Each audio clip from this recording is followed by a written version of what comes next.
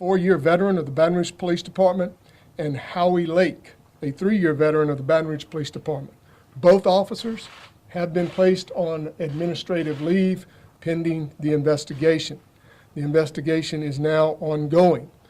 With that being said, and echoing what Pastor Robinson said, it is our goal and our mission to make sure that a thorough, just, transparent, and independent investigation be conducted into this incident.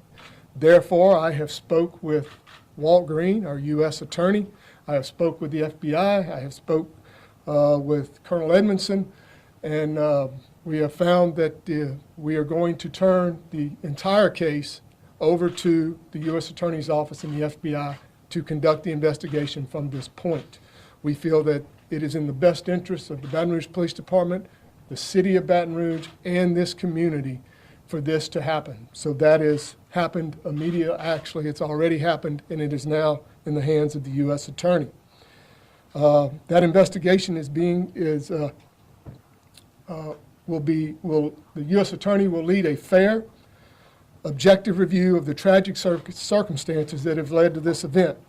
We have been in constant communication with them throughout the past 24 hours, and will continue to be in contact with them and work with them in any way that we need to make sure and assure this community that it is transparent, neutral investigation will be done. In preparing to speak with you today, it is important for us to understand that we have as many facts as possible and had communicated with all the other necessary authorities throughout this entire investigation. As Governor Edwin stated this morning, we know this investigation will be thorough, and we thank you in advance for your patience as we work to get the answers that we all want. Through the investigation conducted by the U.S. Attorney and assisted by the Louisiana State Police and the FBI, we will be comprehensive into taking into account any and all evidence, including full audio and video from both officers' body cameras, dashboard cameras, and any other video that we have obtained, such as those that have circulated online, as well as statements from numerous witnesses who were present and on the scene. With that being said, if you have any information, including any photos, video footage, or if you witnessed the altercation, we urge you to come forward. All evidence and information is helpful in the investigation process, and no stone will be left unturned. If you have any such information, please contact the U.S. Attorney's Office so that we can get that information from you. Today, I speak to you as Chief of Police, but more importantly, as a fellow member of our Baton Rouge community. We ask for your voluntary compliance to our laws and peaceful assembly with any gatherings that may be planned. We encourage you to plan and protest, as Pastor Robinson said. We don't have issues with that. We just ask that you do it peacefully and that no one gets hurt or injured. Despite the events that we are here for this morning, I want to remind everyone that we have hundreds of officers that risk their lives every single day and have a very difficult job, and we will continue to work in this community and for this community throughout this event. Thank you, Mayor. Thank you, Chief. Good morning. I'm Melvin L. Kip Holden, Mayor President of the City of Baton Rouge and Parish of East Baton Rouge. Of course, we all feel the pain of what's happening in our community. It's a sad day and a tough day when you're confronted with the situation and the challenges that face you in these positions in which you were elected to or appointed to. I can say this, let me personally thank the President of the United States and his staff. From early this morning, we received nothing but calls from the President's office asking what ways they could help and volunteering to do whatever they need to do to make sure justice is served. Let me also thank our governor, who also has stepped out again with phone calls and talked to us about the role that he will be playing. Let me thank the state police for what they are doing, and you'll hear more about the roles that will be played there, but in particular the Justice Department. When we talked about that, and Hilla can say, we've always said we must have transparency, as also the Chief has said. But we started talking about this yesterday in terms of transparency. This just wasn't an idea that hit us for a press conference today. when the citizens out there, they are taxpayers. With taxpayers come the words accountability. With accountability comes the burden of making sure, and maybe it's not really a burden, but the responsibility that's delegated to you must be carried out in a very thoughtful manner, and a manner that satisfies those who pay our wages and our salaries. But at the same time, a manner that assures them that we're not here to hide anything at all, and that we believe that justice will be served. But the other part is simply this. You know, you find people now who want to jump, and everybody wants to make a political statement, including the Justice Department. You know, we got congressman from New Orleans said, well, I'm calling for a full investigation. Well, we've already been working on that. It's not like we need to be handheld and spoon-fed when it comes down to doing what's right. And so when we tell you these things and what's going on, it's very, very important that you understand we are doing our best to make sure we get all the answers. But one call that came in today was really one of a mayor, Mayor Stephanie Rollins Blake, out of Baltimore. And that call meant a lot from the standpoint that Baltimore has been through the same thing that we're witnessing here in Baton Rouge. And she said, we want you to know that we're willing to reach out to your city any way possible. But she not only stands up as the mayor of Baltimore, but the past president of the U.S. Conference of Mayors. And so therefore, we've had calls from all across the United States with mayors offering their help and their prayers for the citizens of Baton Rouge, but also for those who are working this case. I would tell you this. We are an inclusive community. When you look at what has happened in Baton Rouge over the past 12 years, there are not many cities that can say it has a #1 rated police department, fire department, and EMS. We can say that.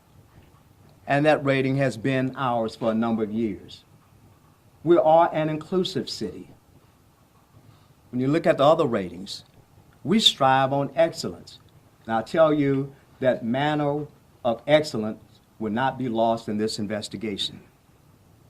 But we want to make sure that we ensure the integrity of this investigation.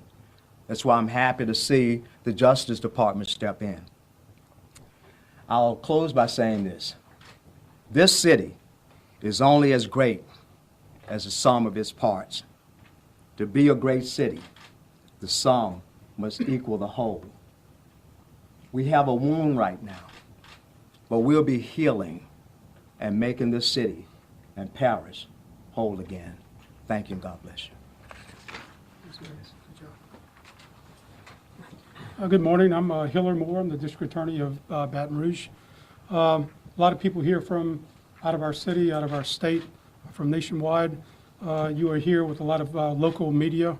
Just want to let you know that we have a fabulous local media that we rely on that carries the story, whether good or bad, and they've treated us very fairly throughout the years. And I expect that those media that are here from out of town that do not know us or know our community, that you will treat us the same.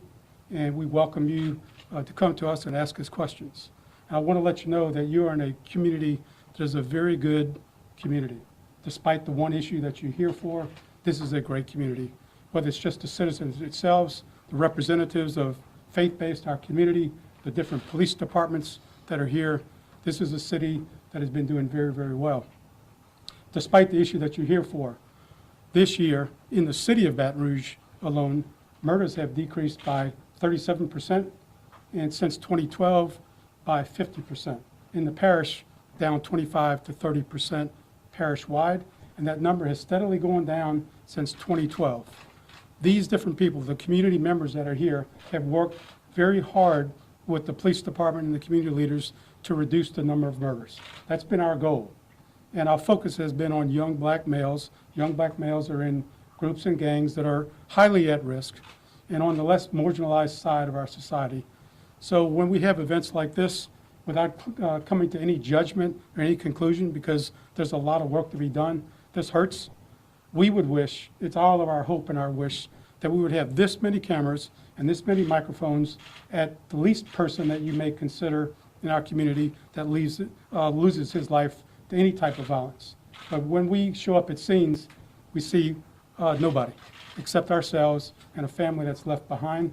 And then when you have events like this, things are picked and choosed, and you have this type of event. But we here for every soul, every person that gets injured, whether it's a police officer, whether it's one of our community members. So to the night of this morning of this occasion, the district attorney's office went to the scene along with the chief of police and all of the others. We have an officer-involved shooting protocol, and at that scene that night, the chief and I began the discussions as to how this case would be handled. Is it more appropriate in this case based on what you see at the time, and which is not the whole picture? Do you call in an outside agency? Do you call in the federal authorities or not? We have continued to discuss that from that morning. We were there at the scene, I think, for 6 to 8 hours, came back, regrouped as the investigation continued. Obviously, things had to happen. People had to be interviewed quickly because we want to get that information as quickly as we can without people scattering or losing the memory that they have. We continued to work on what is the best way for us to handle this particular case. And at that point is when the discussions began of speaking with representatives of the state police, their hierarchy, as well as the colonel of the state police. And then later on, yesterday in the evening, reaching out to the United States Attorney and the FBI, which eventually culminated in a meeting this morning with the United States Attorney, the FBI, the DA's office, the chief of police, and eventually a meeting later with the governor's office and the state police, where all different agencies asked for them to step in and please take over this case, which they have agreed to. So I think that we're in a position now where any potential issues that are out there for officer knows an officer, detective knows an officer that's being investigated, the DA knows someone, the DA is related to somebody in some type of fashion or worked the case or he's been a witness before. That has now been taken out of the equation. And now hopefully the questions and the concern can be really focused on what happened, why did it happen, was it justified, was it not justified, what happened?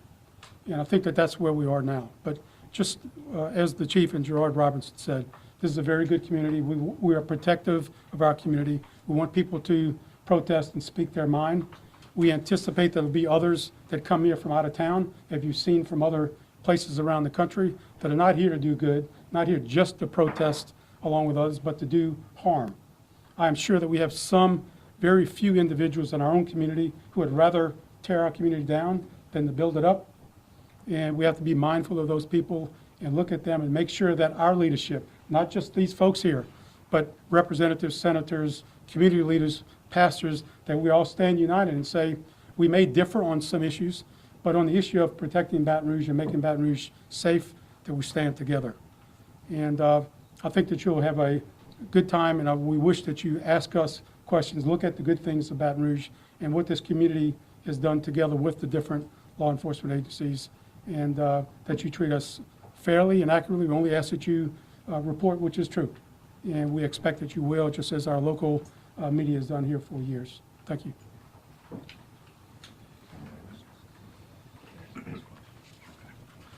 All right, we will take questions. I want you to understand that there are certain things about the case, particulars about the case, that because the U.S. Attorney's Office has taken over the investigation, that we cannot answer. But Did Alton Sterling have a gun on him? I'm going to refer that to the U.S. Attorney's Office. I think that the initial call went out that he had a weapon, but their investigation obviously will reveal that. It was mentioned that there was body camera footage, or at least that it existed. Did the body cameras fall off the officer, or what's the status of that body camera? There is body camera footage. That footage may not be as good as we hoped for. During the altercation, the body cameras did come dislodged, but they stayed on and active and recording at that time. So there is audio and video from their body cameras. That is the race of the two officers?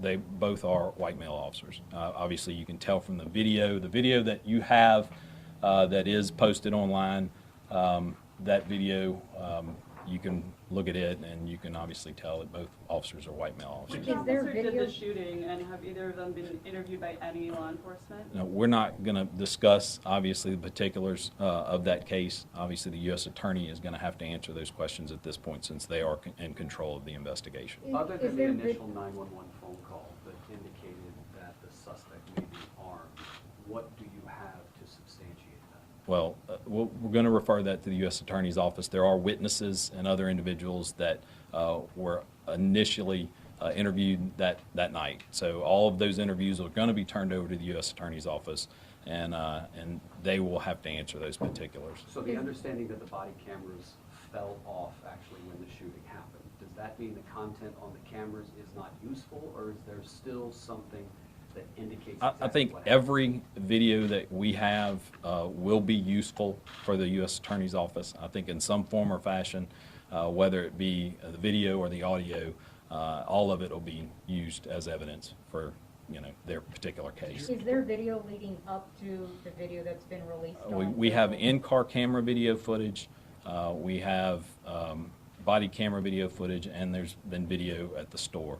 That'll all be turned over. Has it been turned over already? It's being turned over at the moment, as we speak. We keep hearing that there was an altercation between police and this guy. Can you elaborate on that? I cannot elaborate on any particulars about the altercation, like I said. Was the suspect tased prior to the shooting? I'm not going to elaborate on what the altercation entailed. We'll let the U.S. Attorney's Office, when they're ready to release that information, release that. Do you have any records of any prior encounters between Mr. Sterling and? At this moment, I do not know. We're going to need more Baton Rouge police officers patrolling the streets in the coming days. Yes, we are going to have officers out. I mean, our main concern is to protect the public. We will have more officers out on the streets, more officers at different locations, wherever peaceful protests are. We hope that it remains peaceful and that people abide by the laws in Baton Rouge, and we want to keep it that way. But yes, we will have extra officers out. Per civil law, can the police department or the police chief fire these two officers if need be? As far as our policy under state law, these officers have civil service protection. Because of that civil service protection, they are entitled to what is called a laudermill hearing before they, if that comes to the determination of the investigations, before these officers can be terminated, they have to have that hearing. And before that hearing, there has to be an administrative investigation, which will be conducted by Internal Affairs Division. Once there is a conclusion to that Internal Affairs investigation, those recommendations will be made to the chief, and then the chief will ultimately decide whether those officers receive disciplinary action. Sir, the coroner has said that Mr. Sterling died from multiple gunshot wounds. Do you have a firm number on how many times he was shot? I do not at this point. That's something you'll have to discuss with the U.S. Attorney's Office. Specifically, this would be a question for the chief. Chief, you said that you were demanding answers. I wonder, what is it about the video particularly that bothers you? Anytime you have a loss of life, that bothers us. And we want to know what happened. We want to know the truth, and we want to get to the bottom of it. And as chief, I am accountable for But is there everything that my something guys know. specifically on the video that troubles you? The fact that someone got shot, that's always troubling. And that's important to us. And we want to get to the answers, to the bottom of the answers, and the truth. And that's what our investigation and why we felt it best for an independent and transparent investigation for the U.S. Attorney to take it over. Chief, So- while you're up there, you heard this morning, there are some people asking for your resignation. I'm not retiring. I'm not resigning. I'm not retiring. What do you make of them calling for you to resign? I think they're acting off of emotion. I have worked with Mike McClanahan for the past 3 years. We have worked very closely together in joining and bridging the gaps in this community between law enforcement and the community. And I can't tell you how many conversations with Mike. I didn't have any prior to this morning before he called for my resignation, but I don't plan on resigning. We have done a lot of good in this community. We have worked very hard in this community. Do we have an issue right now? Yes, but we are working diligently to bring the truth out. And if anybody's got to be held accountable, well, that starts with me because I'm the chief. Chief, let me ask it this way. Do you think it's fair for some people to call for your resignation? I don't think it's fair for someone to work off of emotion. I think Mike is emotionally in this right now, and I think he made those statements emotionally. I can't speak for Mike. You'd have to get that from him. But no, I don't think it's fair at this point for that. To the mayor.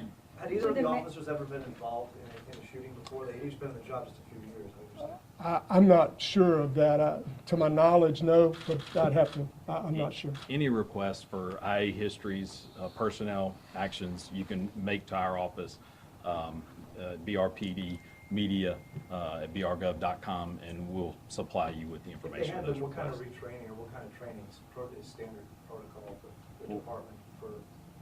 Go ahead, Chief. It depends on the severity of the incident as to what would happen, but retraining is always part of discipline. Question for the district attorney. So the Justice Department will do a civil rights investigation. Will your office get the case that is investigated from them and do your own investigation? No, at this point, discussions with the local United States Attorney, who has also had conversations with Washington there. They'll do a civil rights violation, but there's also potential, and I use that word cautiously, that there's also possible criminal violations that they would do as well. Their request to me is that I stand down and let them do their investigation, whether it's a civil rights violation or potential civil rights which has a criminal penalty, and I'm going to abide by that request. As an elected official, you're always asked your opinion based on your view of something. I wonder, after seeing the video, what troubled you the most?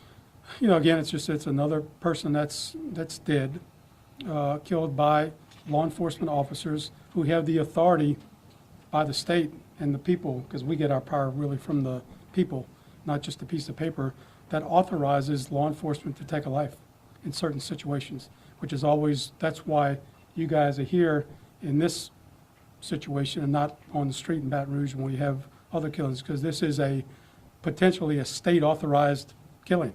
It gives law enforcement officers the authority and mandates them to kill when in defense of themselves or others. So I think whenever there's that situation and there's law enforcement involved, it's a completely different case than it is with a person on the street being killed. Mayor, tell us you why also the- heard that they are also asking for your resignation, your response to that. But tell them it will be effective 12/31 this year. That's when I'm retiring. Thank you. Did both officers fire their weapons, or did only one? We're going to leave that for the United States Attorney's Office to answer. That's going to conclude the press conference. We appreciate everybody for being here. Like I said, if you have any public information requests from us concerning our officers or our disciplinary process or anything like that that's not related to the particulars of this case, that you refer those public information requests to brpdmedia at brgov.com, and we will fulfill those requests as soon as we can. Thank you. All right, everyone, that's a wrap on that press conference. We will replay that for you in full moments.